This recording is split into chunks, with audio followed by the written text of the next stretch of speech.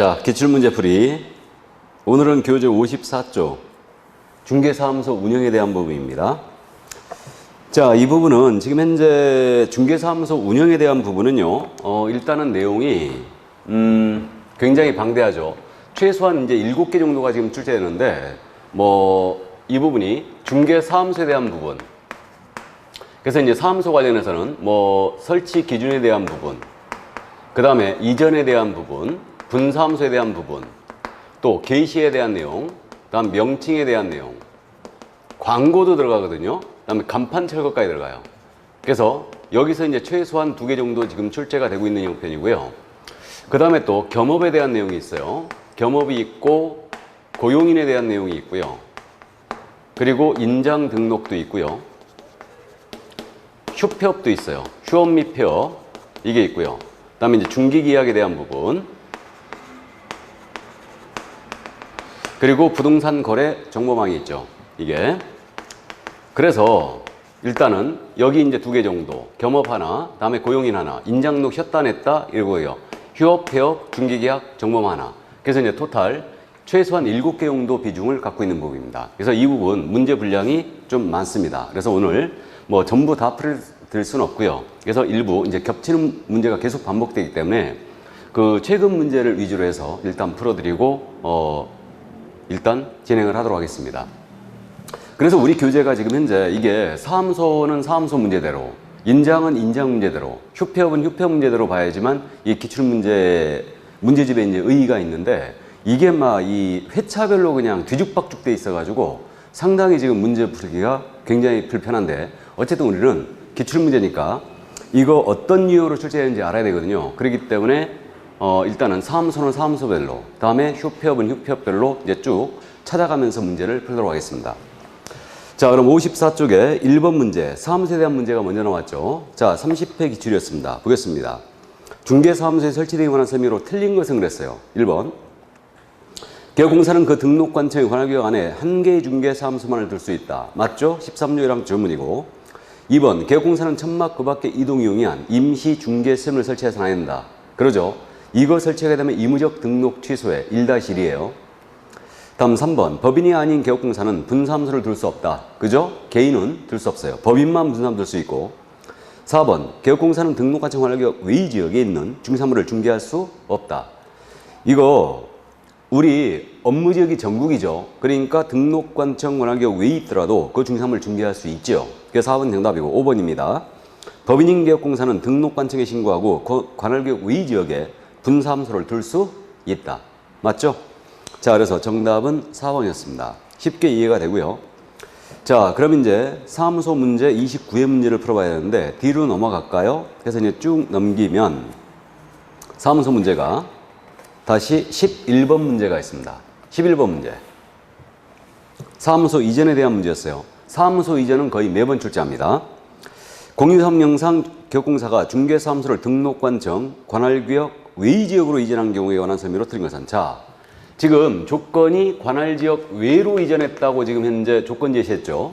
그러니까 이때는 명심할 게 이전 후 등록관청에 신고한다는 점 알고 있고요. 10일 내에 신고한다는 점, 서류 송부가 있고요. 그 다음에 반드시 기억할 게 등록증 변경 기재 규부할 수 없어요. 이걸 염두에 두고 문제를 풀어야 됩니다. 조건 제시 이거 안 되고요. 반드시 등록증 재교부해 줘야 됩니다. 이걸 염두에 두셔야 돼요. 자, 그럼 1번 갑니다. 이전 신고 전에 발생한 사유로 하는 행정처분은 이전 전 등록관청이 이를 행한다. 누가 합니까? 이전 후에서 한다. 그래서 1번 집은 정답이었어요. 바로 이전 후 등록관청의 행정처분 나가게 되고요. 2번 이전 신고는 이전 앞에 10일 내에 하고요. 3번 주된 사무소 이전 신고는 이전 후 등록관청에 해야 한다. 당연한 얘기죠. 4번 주된 사무소 이전 신고서에는 중개사무소 등록증과 건축물 대장 기재 건물의 사무소 확보한 경우 이를 증명한 서류가 첨부해야 한다. 그죠? 그러니까 이전 신고할 때 신고서에다 첨부할 서면이 등사 첨부하는 거예요.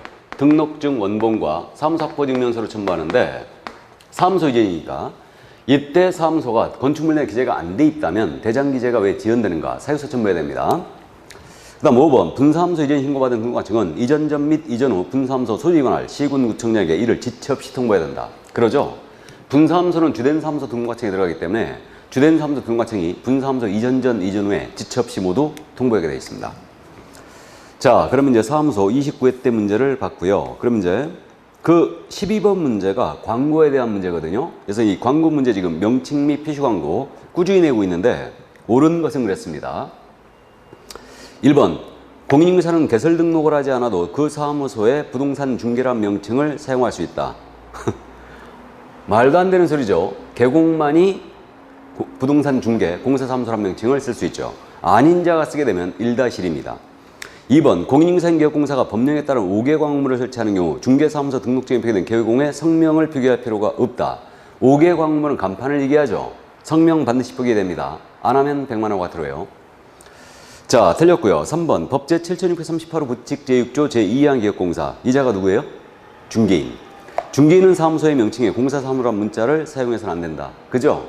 그래서 중개인이 이거 쓰게 되면요. 공사사무소란 문자를 쓰게 되면 100만 원 이하 과태료입니다. 사칭으로 가는 게 아니에요.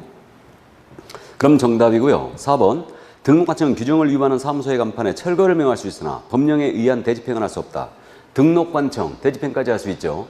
그래 틀렸고 5번 법인인개업공사가 의뢰받은 주체물에 대하여 법령에 따른 표시 광고하는 경우 대표자의 성명을 명시할 필요는 없다. 성명 표시해야 되죠. 우리는 광고할 때 4가지 성명, 소연을 표시해야 된다.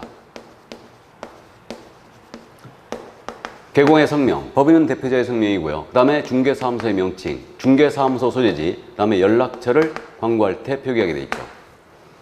자, 그래서 12번 문제 정답은 3번이었습니다. 그러면 넘어가 보시죠. 넘어가서 16번 문제를 보시죠. 28회 기출이었어요. 자, 그럼 중개사무소 이전 신고에 관한 설명으로 틀린 것은 그랬습니다. 1번 중개사무소로 이전할 때는 이전부터 10일 내 이전 신고를 해야 한다. 맞죠? 2번 분사무소로 이전할 때는 주된 사무소 소유지 관할 등록관청에 이전 신고해야 한다. 그죠?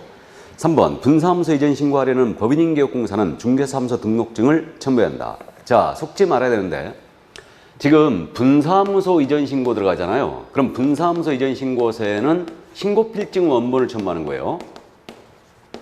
그리고 분사무소 확보 증명서류 첨부해야 되죠. 그래서 3번 틀렸습니다. 주된 사무소 등록증을 첨부할 일이 없죠. 주된 사무소에 들어가니까 이미 알고 있는 거예요. 자, 그래서 3번 정답이고 4번입니다. 분사무소 이전 신고받은 등록관청은 지체 없이 이를 이전 전 이전 후 소지에 관할 시군구청장에게 통보해야 한다. 맞고요. 5번입니다. 중개사무소를 등록관청 관할지 외지역으로 이전한 경우 그 이전 신고 전에 발생한 사유로 인한 행정처분은 이전 후 등록관청에 한다. 맞죠? 예, 그래서 정답 3번이었습니다.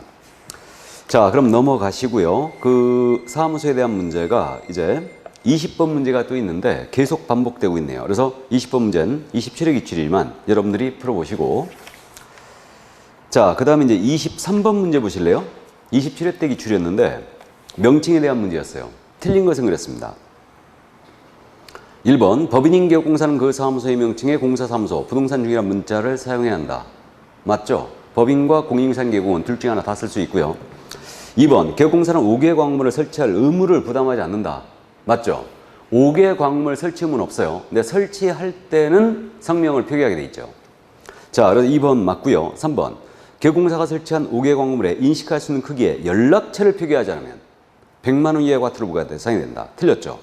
그러니까 헷갈리면 안 되는데 광고할 때는 연락처가 명시가 돼야 되죠. 근데 5개 광고물이에요. 지금 5개 광고물은 뭘 얘기한다고요?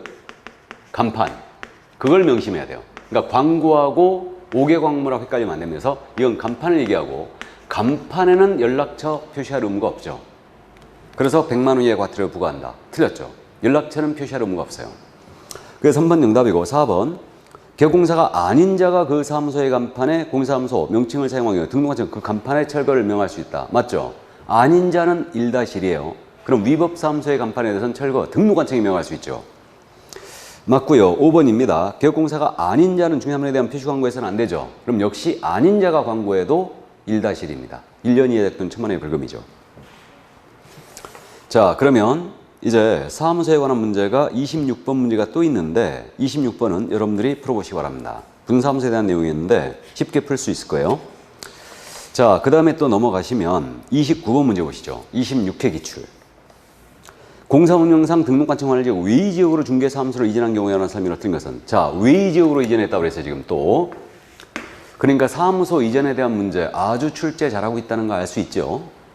1번입니다. 개업공사는 이전 후 중개사무소가 관할 등록관청에 이전 사실을 신고해야 한다. 맞죠? 2번 질문. 법인인 개업공사가 분사무소를 이전한 경우는 이전 후 분사무소 소유가 관할 등록관청에 이전 사실을 신고해야 한다. 분사무소 이전 신고 누구한테 해야 된다고요? 주된 사무소 등록관청이죠. 그래서 2번 정답이고 3번. 등록관청은 중개사무소 이전 신고받은 때는 그 사실을 공사협회에 통보해야 한다. 맞죠? 다음 달 10일까지. 신고사항은 다 통보한다. 4번. 이전 신고 전에 발생한 사유로 인한 개업공사의 행정처분은 이전 후 등록관청에 한다. 맞고요. 5번.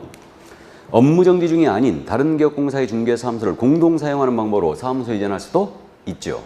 그래서 정답은 2번이었습니다. 자, 그럼 넘어가실까요? 넘어가서 사무소 관련 문제가 또 그저 33번 문제 간판 철거가 있거든요. 보겠습니다. 옳은 것은 그랬는데 종합형식으로 냈어요. 1번. 등록관청은 개업공사 등의 부동산 거래 사고 예방을 위한 교육을 실시할 수 없다. 있죠. 등록관청 국장시도사 사고 예방 교육할 수 있습니다. 그래서 1번 틀렸고 2번. 개업공사는 등록관청에 중개사무소 이전 사실을 신고한 경우 지첩시 사무소의 간판을 철거해야 되죠. 맞습니다. 그러니까 간판 철거는 중개사무소 이전 신고했거나 그 다음에 등록 취소를 당했거나 폐업 신고했다. 그럼 지첩 철거해야 돼요. 그러니까 업무정지나 휴업기간 중에는 철거 의무가 없습니다. 자, 그래서 2번 정답이고요. 3번. 개업공사로서 폐업 신고한 후 1년 내에 소공사로서 고용신고 대상이 된 자는 고용신고 전에 다시 실무교육을 받아야 한다. 다시 받을 필요가 없죠. 1년 내 재고용되거나 등록을 한다. 받을 필요가 없죠. 4번. 개업공사가 조직한 사업자단체가 독점기지 및 공정거래 법률상의 사업자단체 금지 행위를 위반했어요. 공정거래위원회로부터 과징금 처분을 최근 2년 내에 2위 이상을 받았다. 그럼 이때는 등록을 취소할 수 있지 자격이 취소된다. 틀렸어요. 조심하세요. 4번 질문 어려운 질문입니다. 그래서 개공이 공정거래위원회로부터 2년 내 2위 이상의 시정조치나 과징금 먹으면 등록을 취소할 수 있어요. 자격이 취소된다가 아닙니다. 그래 틀렸고 5번. 중개보조는 중개사무소의 명칭, 소재지, 연락처, 자기의 성명을 명시하여 중개사물에 대한 표시 광고할 수 있다. 그러면 개공이 아닌 자는 중개대상물에 대한 광고하면 안 되잖아요. 이 개공이 아닌 자에는 당연히 중개보조는 광고 못합니다. 그래서 5번도 틀렸어요. 주의하시고요. 자, 그럼 이제 35번 문제가 또 사무소 문제네요. 공사운영상 분사무 설치에 관한 설명으로 옳은 것을 모두 고른 것은? 자, 옳은 것. 자, 그러면 이제 박스형 문제에서는 옳은 것 골라라 했을 때는 반드시 박스 안에서는 옳은 것은 O, 틀린 것은 X를 쳐야지 거꾸로 쓰는 사태를 먹을 수 있어요. 기억입니다. 다른 법률의 규정에 따라 중개업을 할 수 있는 법인. 이게 뭐예요? 특수법인이죠. 특수법인의 분사무소에는 공인중개사를 책임자로 두어야 한다. 틀렸죠? 책임자는 공인사 아니어도 되죠. 특수법인은. 그래 틀렸고 니은. 분사무소에 설치 신고하려는 자는 그 신고서를 주된 사무소에 관할 등록관청에 제출해야 한다. 맞죠? 주된에 들어가는 거. 디귿. 분사무 설치 신고받은 등록관청은 그 신고 내용이 적합한 경우는 국토부령이 정하는 신고필증을 교부해야 한다. 그죠? 그래서 이제 말씀드렸듯이 국토부령으로 정하는 신고필증을 교부해야 한다. 맞죠? 그러니까 이런 거 신경 쓸 필요가 없어요. 신고필증은 서식이기 때문에 서식은 100% 국토부령에 있어요. 그래서 국토부령으로 정한다, 대통령령으로 정한다. 이건 일단 정답 아니라고 그랬어요. 그러니까 이제 신경 쓰지 않고 적합하면 신고필증 교부해야 되죠. 신고필증은 서식이기 때문에 국토부령으로 정하는 신고필증이죠. 맞고요. 다음 리얼. 분사무소 이전 신고, 설치 신고를 하려는 자는 법인등기상 증명서를 제출해야 한다. 우리 과목에서 법인등기상 증명서 내는 경우 없습니다. 그래서 모두 전자적으로 직접 확인 들어갑니다. 그래서 틀렸죠. 그러니까 정답은 니은 디귿 3번이었습니다. 자, 그럼 이제 사무소에 관한 문제가 넘어가서 39번 문제가 있습니다. 25회 기출이었는데 사무소의 간판을 지첩 철거해야 하는 경우로 명시된 것을 모두 고른 것은? 간판 철거 의무예요. 등록관청에 폐업 신고했다. 철거해야 되죠. 6개월을 초과하는 휴업 신고했다. 이때는 철거 의무 없죠. 휴업 업무 정지는. 그 다음에 등록 취소를 받았다. 이전 사실 신고했다. 그래서 기억, 디귿, 리을 4번이었습니다. 그러면 또 사무소에 관한 문제가 쭉 넘어가서 명칭이 지금 45번 문제가 명칭 문제네요. 개업공사의 성명과 사무소의 명칭에 관한 설명으로 옳은 것은 그랬어요. 1번. 개업공사는 그 사무소의 명칭으로 공인중개 법률사무소를 사용할 수 있다. 틀렸죠? 공인중개사무소라든가 부동산 중개란 문자를 써야 되지 공인중개법률사무소 못 씁니다. 그래서 1번 틀렸고 2번 토지의 매매 등을 알선한 무자격개업공사는 그 사무소에 부동산 중개업 유서명칭을 사용할 수 있다. 말도 안 되는 소리죠. 못 쓰고요.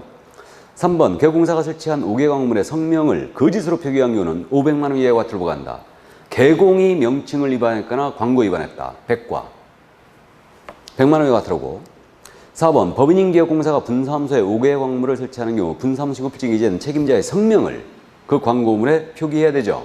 그래서 분사무소 간판은 책임자의 성명을 명시하는 겁니다. 맞고 5번 등록관청이 위법하게 설치된 사무소 간판에 철거를 명하였음에도 철거하지 않은 경우 그 철거 절차는 민사집행법에 따라야 한다.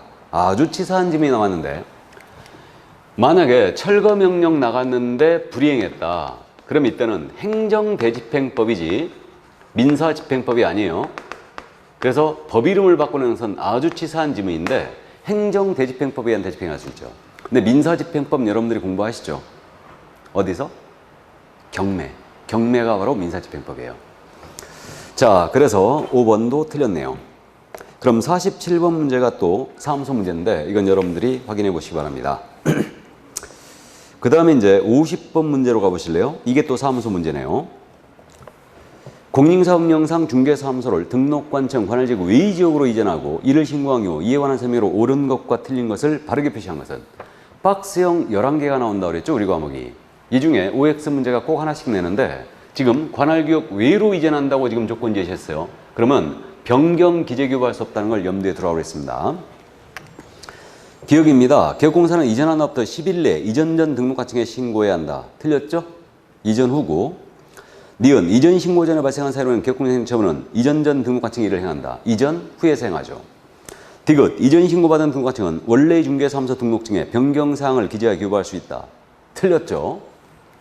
관할구역 외로 조건을 제시했기 때문에 변경 기재 교부할 수 없고 이때는 반드시 재교부해야 됩니다. 그래 틀렸어요. 그러니까 모두 다 틀렸습니다. 그래서 정답은 1번이었어요. 자, 그러면 이제 또 사무소에 대한 문제가 이제 다 끝났죠? 자, 그래서 여기까지. 그래서 이게 중개사무소였어요. 그럼 감잡기. 중개사무소는 주로 뭘 묻는 것 같아요? 중개사무소는 가장 잘 묻는 게 지금 현재 이전에 대한 내용이죠. 그 다음에 분사무소로 받고 명칭에 대한 부분 잘 묻고 있고요. 광고라든가 철거에 대한 부분을 잘 물어요. 그래서 이거는 여러분들이 실수만 하면 그냥 맞춥니다. 그러니까 통상적으로 두 문제 정도를 내기 때문에 이 부분 꼭 정리를 해 주시고요. 자, 그럼 이제 다시 문제집 앞으로 갑니다. 불편하지만 왔다 갔다 하는 게 좋습니다. 기출문제는 쭉 한꺼번에 문제를 관련 부분을 풀어보는 게 맞아요. 근데 이제 기출문제집이 이렇게 지금 써져 있기 때문에 아주 불편하네요. 그러면 지금 55쪽으로 다시 돌아왔어요. 돌아와서 2번 문제가 지금 인장 문제죠. 그럼 인장 문제 쭉 추려서 풀어보겠습니다. 그럼 인장에 대한 부분은 명심할 게 이거는 개인과 법인을 꼭 구분하세요. 개인이 등록할 인장은 성명 플러스 7.3이에요. 7mm, 30mm고요. 법인은 상업등기 규칙에 따른 신고한 법인의 인장입니다. 이걸 명심하시고 개인이 등록하는 방법은 인장을 등록하는 건 신고서로 들어갑니다. 근데 법인은 법인인감증명서 제출로 가름한다 그랬죠. 그래서 이 점 이해하시고 변경 등록은 물론 7일이고요. 이거 인장 등록도 전자문서로 할 수 있다는 점. 그 다음에 개공과 소공이 등록해야 된다는 점. 분사무소는 주된 사무소 등록관청에 등록해야 된다는 점. 자, 그럼 30회 문제. 2번 문제 보겠습니다. 틀린 것은 그랬어요. 1번. 법인인 개업공사 인장록은 상업등식에 따른 인감증명서 제출로 가름한다. 맞죠? 2번. 소속공사가 등록하지 아니한 인장을 중개행에 사용한 경우 등록관청은 1년의 범위 안에서 업무의 정지를 명할 수 있다. 소공사 밑줄, 1년의 밑줄, 업무정지 밑줄. 틀렸죠? 업무정지는 개공한테만 가능하고 소공사는 6월의 범위 안에서 자격정지를 명할 수 있다 그래야 되죠. 2번 정답입니다. 우리를 매우 무시한 아주 불쾌한 지문이에요. 자, 2번 정답이고요. 3번 인장의 등록은 중개사무소 개설록 신청과 같이 할 수 있죠. 고용신고와 같이 할 수도 있어요. 그러면 4번 지문 소공사 인장록은 소공사에 대한 고용신고와 같이 할 수 있다. 맞고요. 5번 개공사가 등록한 인장을 변경한 경우는 변경일로부터 7일 내 변경인장을 등록관청에 등록해야 되죠. 맞습니다. 그 정답 2번이었어요. 뭐 당초에 쉬워서. 자, 그럼 넘어가 보실까요? 자, 5번 문제가 또 광고 문제가 있었네. 이건 여러분들이 풀어보시고, 이거는. 그래서 성명소연을 명시하게 돼 있는데, 그 5번 문제 잠깐 풀어볼까요, 이거? 광고할 때 명시해야 되는 사항을 모두 고른 것을 했는데, 사무소 문제였습니다, 이거는. 중개사무소 연락처, 중개사무소의 명칭, 소공의 성명, 개공의 성명. 성명소연이죠. 소공의 성명은 아니죠. 그러니까 정답은 기억, 니은, 리을. 4번이었습니다. 자, 그러면 이제 인장 문제 찾아가야 되죠. 인장 문제가 바로 9번에 있네요. 9번. 틀린 것은 그랬어요. 1번. 소속공사는 업무 개시 전에 중개행에 사용할 인장을 등록관청에 등록해야 한다. 맞죠? 2번. 개업공사가 등록한 인장을 변경한 후는 변경일로부터 7일 내에 변경 인장을 등록관청에 등록해야 되고. 3번. 법인인 개업공사 인장록은 상업등급에 따라 인감증명서 제출로 가름한다. 맞고.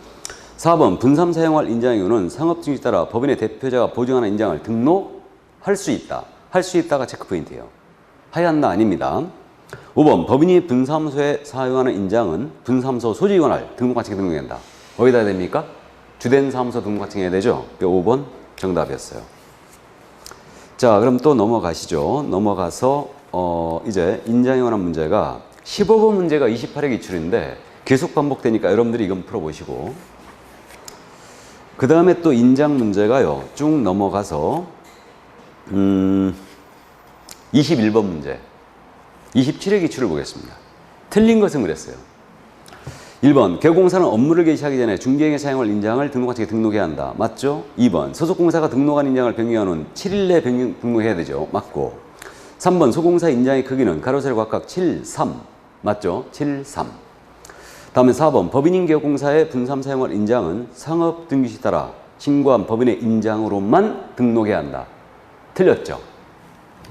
그래서 분삼 사용할 인장은 법인인감도장, 상업등급에 따른 신고한 법인의 인감, 이걸 등록하거나 대표자가 보증하는 인장으로도 등록할 수 있죠.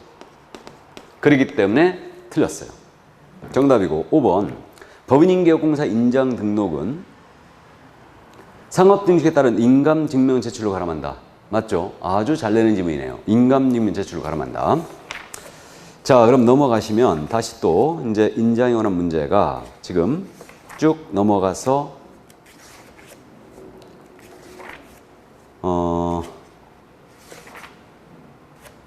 38번 문제 25회 기출 26회 때는 쉬었고요.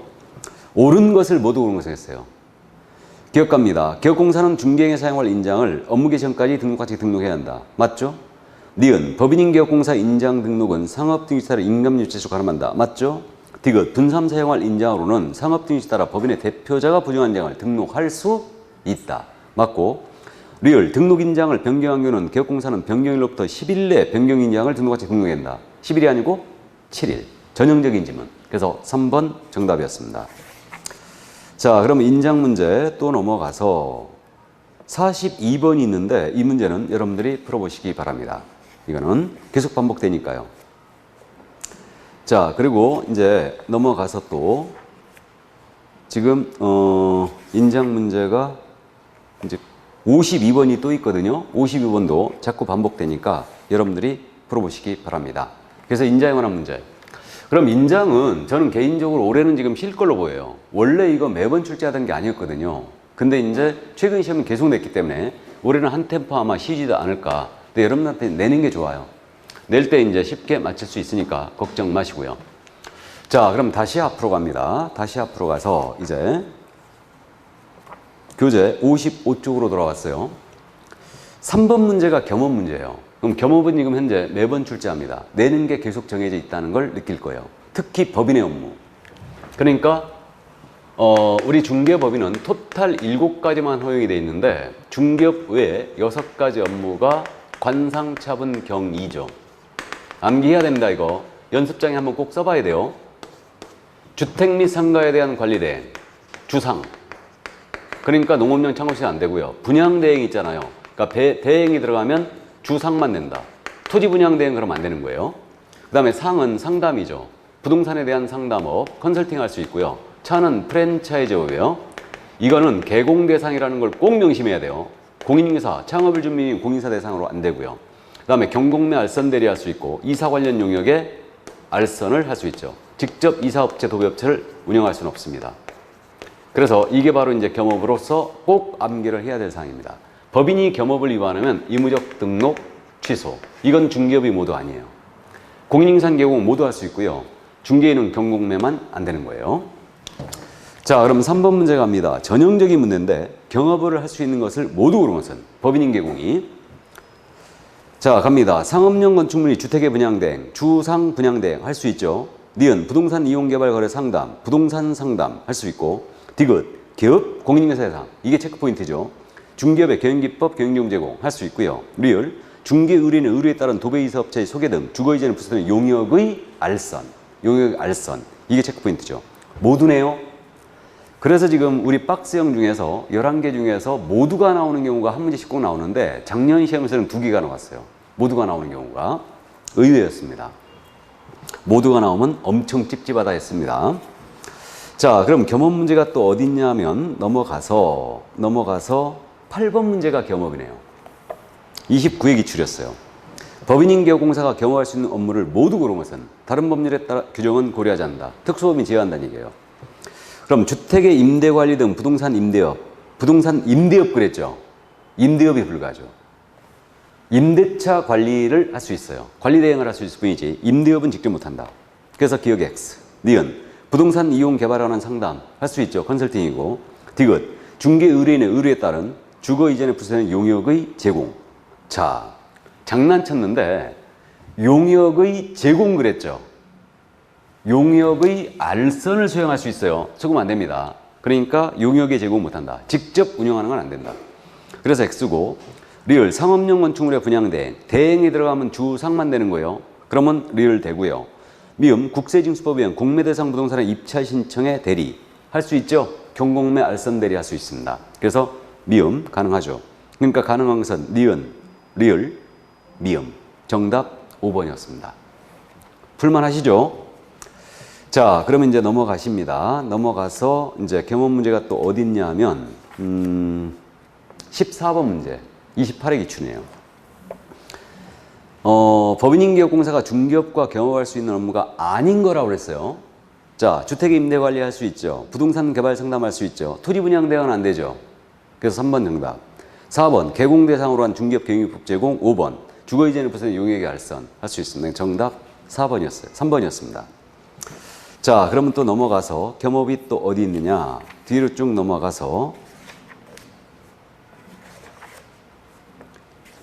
27번 문제가 26회 기출인데 27번 이건 여러분들이 풀어보시기 바랍니다. 똑같은 문제가 반복되고 있어요 지금. 그 다음에 또 겸업 문제가 어디 있냐면 쭉 넘어가서 36번 문제 25회 기출이죠 이거는. 그래서 보겠습니다. 이거는 풀어 쓰는 문제용으로 나왔는데 법인인개공이죠. 토지에 분양 대행할 수 있다. X죠. 니은 중개업에 부서는 도배 이사업체를 운영할 수 있다. X죠. 이거 소개까지만 되고. 3번 상업용 토지에 분양 대행할 수 없다. 할 수 있지요. 4번 겸업 제한 규정을 위반한 경우 등록한 측은 중개사무소의 개설 등록을 취소할 수 있다. 임취. 맞습니다. 그래서 4번 정답이고 5번 대법원 규칙이 정하는 요건을 갖춘 경우 법원에 등록하지 않고 경매대상 부동산에 매수신청 대리할 수 있다. 경매대상 부동산 매수신청 대리하기 위해서는 법원에 등록을 해야 되죠. 그래서 틀렸습니다. 정답 4번이었죠. 자, 그럼 넘어가셔서 이제 겸업 문제가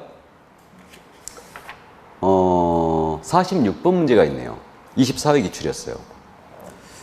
겸업할 수 있는 것은 그랬는데 1번입니다. 농업용 건축물에 대한 관리 대행 불가죠. 주상만 된다고 그랬고 토지에 대한 분양 대행도 불가죠.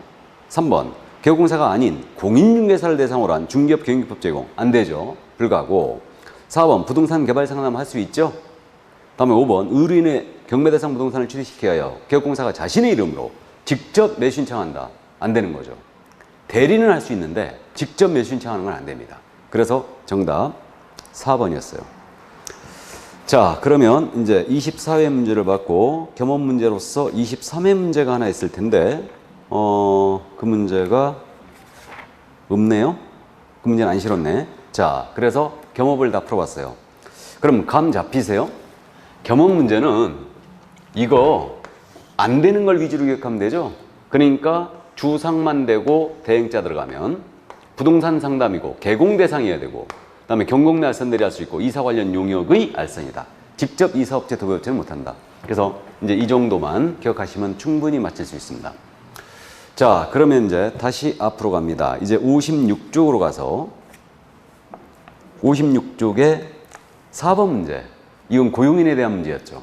고용인. 자, 그럼 고용인 문제를 쭉 추려서 풀어보겠습니다. 개공사의 고용인에 관한 설명으로 틀린 것은 그랬어요, 지금. 자, 1번 갑니다.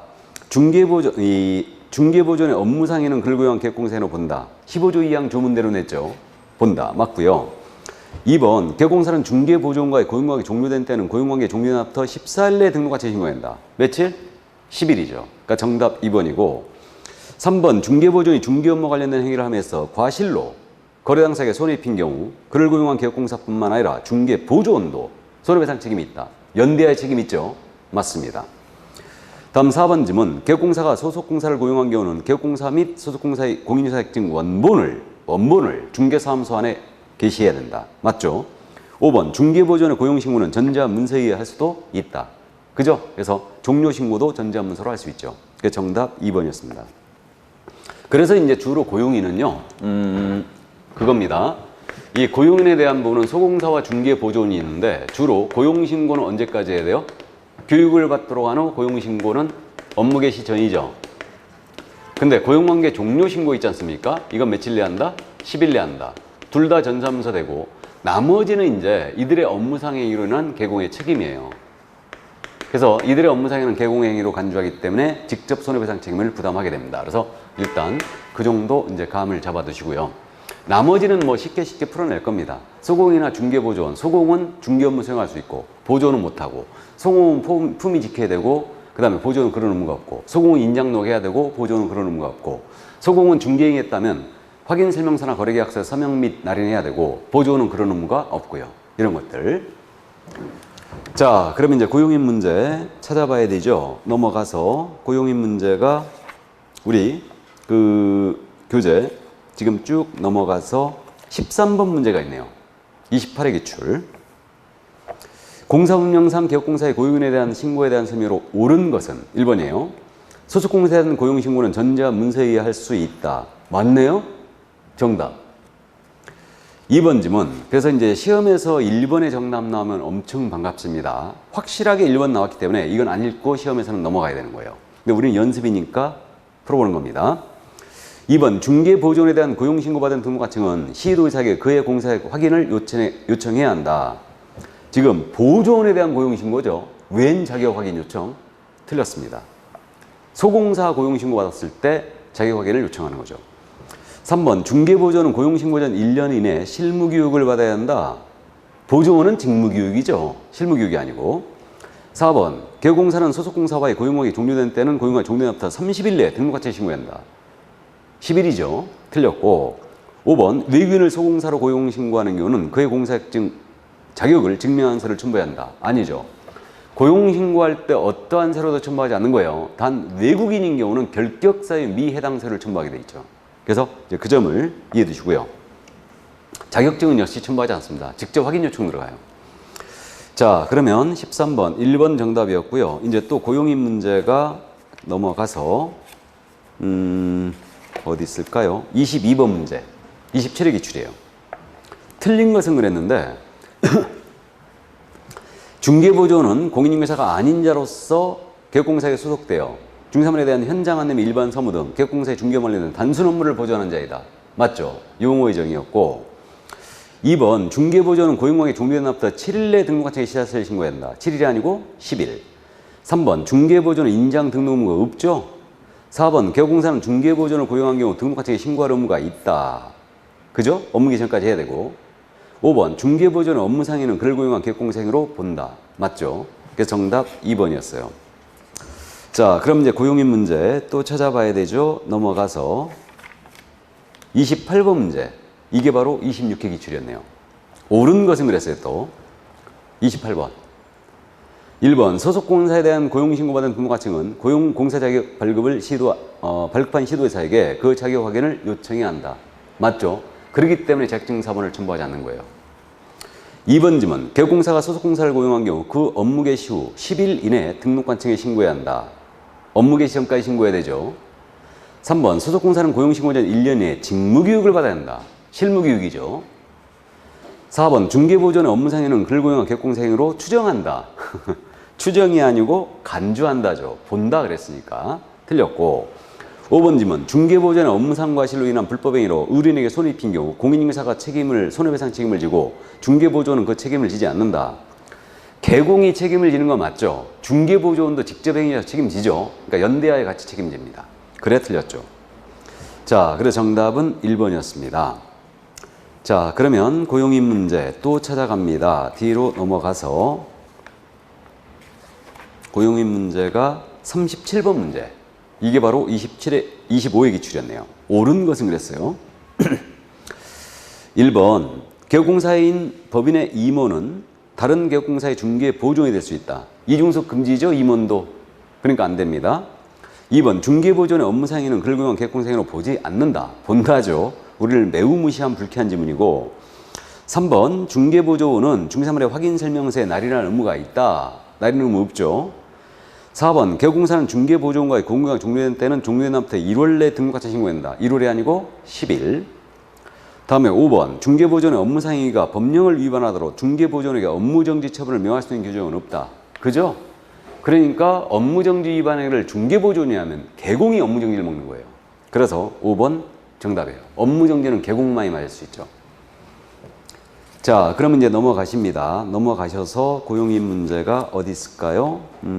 문제 넘어가서 쭉쭉 넘어가서 49번이 있는데 49번은 23회 기출이었거든요. 이건 여러분들이 일단 풀어보시기 바랍니다. 풀어보시고 반복되니까요. 그 다음에 이제 그 고용인 문제가 54번 문제가 있어요. 54번 책임에 대한 문제를 오래간만에 그 23회 때 출제한 바가 있는데 보겠습니다. 개업공사 갑의 중개보조원 의뢰 과실로 중개의뢰인 병이 손해를 입었다. 이와 관련한 설명으로 옳은 것은, 그러니까 중개보조원 을이 병에게 손해 입혔어요. 이자를 고용한 개공은 갑이었습니다. 1번. 갑은 중개사무소 개설등록 이전에 손해배상 책임을 보장하기 위하여 보증보험, 공제가입하나 공탁을 해야 한다. 맞죠? 갑은 보증 설정해야 돼요. 응? 개설등록 이전이라고 그랬죠? 틀렸죠? 업무를 개시하기 전. 개설등록 이전에 틀렸습니다. 나중에 보증제도에서 다시 말씀드리는데 이거 시기 가지고 장난 많이 쳐요. 개설등록 이전이 아니고 업무 개시 전. 틀렸고. 2번. 의뢰 업무상의는 그를 고용한 갑의 행위로 본다. 맞죠? 그래서 2번 정답이고. 3번. 갑은 의뢰 모든 행위에 대하여 병에게 손해배상 책임을 진다. 아니죠. 업무상의에 대해서만 손배 책임이 있죠. 다음에 4번. 갑의 병에 대한 책임이 인정되는 경우 을은 직접 병에게 손해배상 책임을 지지 않는다. 갑이 손배 책임을 지더라도 을도 연대할 책임을 지는 거예요. 틀렸고. 이게 왜 자주 물어보냐면 판례가 말이에요. 나온 적이 있었어요. 연대할 책임진다고. 5번 질문. 갑의 책임이 인정되어 병에게 손해배상 책임을 이행한 공제사업자는 갑에게 구상권을 행사할 수 없다. 자, 갑이 병에게 손해배상했어요. 그럼 손해배상한 금액을 을에게 다시 청구할 수 있죠? 구상할 수 있습니다. 당연히. 그래서 구상할 수 있고요. 그 다음에 이제 또 만약에 보증기관이 의뢰인에게 손해배상했어요. 그러면 보증기관은 갑에게 구상을 할 수 있어요. 갑에게 구상을 하고 보증계약 당사자가 개공이었으니까 직접 고용인인자 보조원에 대해서는 구상할 수 없어요. 그러니까 보증기관이 갑에게 구상하고 갑이 다시 을에게 구상하는 겁니다. 이렇게. 자, 그래서 정답은 2번이었습니다. 그럼 이제 고용인에 대한 문제 다 풀어봤죠? 느낌 오세요? 주로 묻는 게 고용인은 고용신고, 고용관계 종료신고 이걸 묻고 있어요. 그래서 이제 전자신고 되느냐 이걸 주의해야 되고 책임에 대한 부분 업무상의는 그를 고용한 개공행위로 본다. 이런 식으로 주로 묻고 있다는 걸 알 수 있습니다. 자, 그래서 이 정도 감 잡아두시고 그럼 조금 쉬었다가 나머지 이제 휴평 이런 부분 나갈까요? 잠깐 쉬었다 하도록 하겠습니다.